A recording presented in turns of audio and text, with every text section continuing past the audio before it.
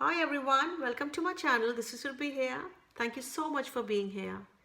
Today I'm going to share with you a dutchpour painting using these beautiful colors. All these colors are in the description box below, and I'm going to be using a box canvas which is 50 by 20 centimeters.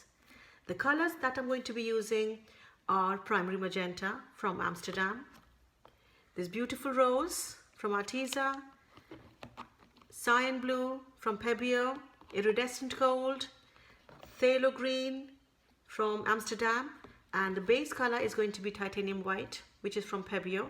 So all of these colors are mixed with 2 parts of Floetrol, 1 part paint plus some water for the desired thin consistency. I plan to layer the paints in a curvy line on top of each other, and then I'm going to gently blow them out using a blow dryer. So I hope you enjoy watching this video. Thank you once again for being here. Let's start painting.